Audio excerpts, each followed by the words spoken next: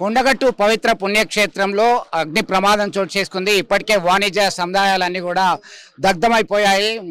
స్థానిక ఎమ్మెల్యే మేడ్పల్లి సత్యం అలాగే మంత్రి అడ్లూరి లక్ష్మణ్ వీరిని పరామర్శించడం జరిగింది, భరోసా ఇచ్చారు.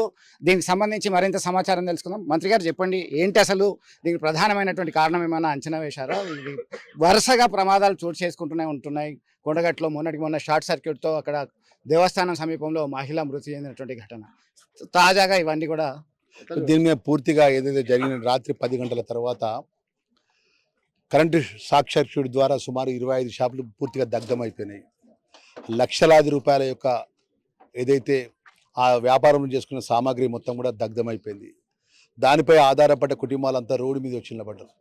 ఆ చిరు వ్యాపారస్తులు కూడా మొదటి నుంచి గత 15 నుంచి 20 సంవత్సరాల నుంచి దాని మీద ఆధారపడి కుటుంబాలు జీవనోపాధి చేస్తున్నటువంటి సందర్భంలో కంట తడిపి పెట్టుకొని చేతులు వాళ్ళ ముంగట కట్టుబట్టలతో బయట నిలబడి అటు ఎమ్మెల్యే మేడిపల్లి సత్యం గారు కానీ మంత్రిగా మేము వస్తే వాళ్ళు చెప్పే ఒక రోజున వాళ్ళ బాధ వింటే ఎంతో బాధ అనిపిస్తుంది. అత్యంత బాధాకరమైన విషయం. మరి ఏ విధంగా ఈ సంఘటన జరిగింది, ఈ సంఘటన కరెంటు నిర్లక్ష్యం వల్ల జరిగిందా, ఇంకే విధంగా జరిగింది, పూర్తిగా ఎంక్వైరీ చేయమని పోలీసు అధికారులకు కూడా ఆదేశాలు ఇవ్వడం జరిగింది. అదేవిధంగా 25 కుటుంబాలు ఏదైతే దీని మీద ఆధారపడ్డ కుటుంబాలకు కూడా ప్రభుత్వ పరంగా ఆర్థికంగా ఏ విధంగా ఆదుకునే విషయంలో జిల్లా కలెక్టర్ గారితో నివేదిక వచ్చిన వెంటనే రాష్ట్ర ప్రభుత్వం ముఖ్యమంత్రి ద్వారా వీరికి ఆర్థికంగా ఆదుకునే విధంగా ప్రకటన ఇప్పిస్తా అన్న విషయాన్ని ప్రత్యేకంగా నేను మీ ద్వారా ఆ కుటుంబాల మనవి చేస్తున్నాను. దయచేసి ఆ కుటుంబ సభ్యులందరూ కూడా అత్యంత బాధపడుతుంది.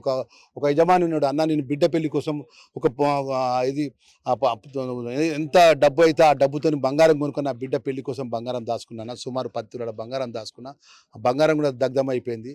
ఒక బిడ్డ ఒక కొడుకు తమ్ముడు చదువుకున్నాడు, సర్టిఫికేట్ కూడా దగ్ధమైపోయింది అని ఒక తమ్ముడు. ఒక చెల్లి అంటే అన్న కష్టపడి చదువుకున్న సర్టిఫికేట్ ఒక చెల్లి అంటున్నారు. ఒకళ్ళు అంటున్నారు, అన్న మేము 15 సంవత్సరాలకి వెళ్ళి ఈ దుకాణం తప్ప వేరే ఈ దుకాణమే మాకు అన్నం పెట్టింది, ఇది బూడిద అయిపోయింది, మేము బతకడం ఎట్లా అని చెప్పి ఒకరు బాధపడుతుండ్రు. నేను మంత్రిగా కానీ మా శాసనసభ్యుడు మేల్పల్లి సత్యన్న గారు కానీ తప్పకుండా రాష్ట్ర ముఖ్యమంత్రి గారి దగ్గరికి ఈరోజు 3 గంటల మీటింగ్ ఉంది, నాది ప్రత్యేకమైన మీటింగు. ఈ విషయం అంతా కూడా వారి దృష్టికి తీసుకెళ్ళి అతి త్వరలో ఈ 20 కుటుంబాలకు ఏ విధంగా ఆర్థికంగా ఆదుకునే విధంగా ముఖ్యమంత్రితో ప్రకటన ఇప్పిస్తానే విషయాన్ని మీ ద్వారా నేను మనవి చేసుకుంటాను.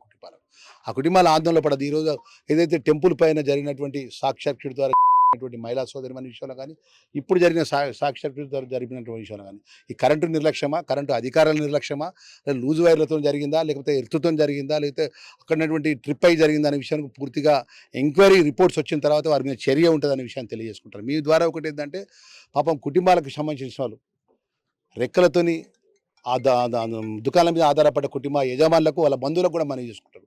ప్రభుత్వం అన్ని విధాలు కూడా అండగా ఉంటుంది. విషయం తెలిసిన వెంటనే నేను ఉదయం విషయం తెలియగానే నేను ఎమ్మెల్యే గారితో మాట్లాడి ఎంబడే మా కలెక్టర్ గారితో మాట్లాడిన, కలెక్టర్ గారితో మా ఎమ్మెల్యే గారు కూడా మాట్లాడాడు. ఇప్పుడు తాత్కాలికంగా ఎలక్షన్ కోడ్ ఉంది కాబట్టి కలెక్టర్ గారు మేము పోయిన తర్వాత వారు వస్తారు, అధికారులు వస్తారు. తాత్కాలికంగా ఆర్థికంగా ఎంత సాయం చేయాలో ఒక్కొక్క కుటుంబానికి 20-25 కుటుంబాలకు ఆర్థికంగా సాయం చేస్తారు. దాని తర్వాత పూర్తిగా రిపోర్ట్ వచ్చిన తర్వాత ఆ బాధ్యులపై వారి మీద చర్య తీసుకుంటాం. వీళ్ళకి ఎంతైతే ఆర్థికంగా లక్షలాది రూపాయల యొక్క సామాగ్రి నష్టపోయింది, మరి వీళ్ళంతా కూడా ఏంటంటే పెట్టుబడి పెట్టి తీసుకురాలి. బాధాకరంగా అప్పు తీసుకొచ్చిండ్రు. హోల్సేల్ దుకాణం దగ్గర 5 లక్షలు వాళ్ళకున్న 15 సంవత్సరాలు వాళ్ళు వ్యాపారం చేసుకునే క్రెడిబిలిటీతో వాళ్ళు అప్పు తీసుకొచ్చుకున్నారు. ఇప్పుడు అప్పు కట్టాలి. ఉన్న కన్నం కూడా దుకాణం దగ్ధం అయిపోయింది. 2 విధాలు కూడా వాళ్ళ కుటుంబాలు అత్యంత బాధాకరంగా ఉన్నాయి. కాబట్టి మేము ప్రభుత్వ పరంగా ఈ జిల్లా మంత్రిగా నేను మనవి చేస్తున్నా, వారికి అండగా ఉంటాం. వేలాది మంది వచ్చేటువంటి ఈ పుణ్యక్షేత్రంలో మౌలిక సదుపాయాలు కరువైపోయాయి.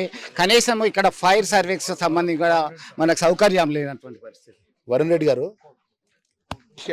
మౌలిక సదుపాయాలకు సంబంధించి విద్యుత్ శాఖ నుంచి కూడా ఎక్స్గ్రేషియా ఇచ్చే అవకాశాలు ఉన్నాయా? మౌలిక సదుపాయాలు కల్పిస్తారు. ఇప్పుడు మా ఒక చెల్లె చిన్న తమ్ముడు వచ్చి అడుగుతుండు, ఏదైతే గవర్నమెంట్ వాళ్ళు చదువుకున్న సర్టిఫికేట్ 10th క్లాస్ కానీ, ఇంటర్మీడియట్ కానీ, డిగ్రీ కానీ, గ్రాడ్యుయేట్స్ కానీ సర్టిఫికేట్లు అన్నీ కూడా దగ్ధమైపోయినాయి. ఆ సర్టిఫికేట్ కూడా అన్ని ఇప్పిస్తే ఎవరు కూడా ఆందోళన పడద్దు. నెంబర్ 1. నెంబర్ 2, ఎక్స్గ్రేషియాకి సంబంధించిన విషయాలు కూడా అంటే కరెంటు వాళ్ళు ఏదైతే ఉందో వాళ్ళకు ఉన్నటువంటి నామ్స్ ప్రకారం ఎక్స్గ్రేషియా ఒక్కొక్క షాప్కి ఎంత ఇస్తాం అనేది కూడా వాళ్ళు ఈ 2 డేస్ సండే రేపటి కన్నా సాయంత్రం కల్లా CNMD వరుణ్ రెడ్డి గారు ఇప్పుడే మీ ద్వారా ఫోన్ మీ ముందే మాట్లాడినా.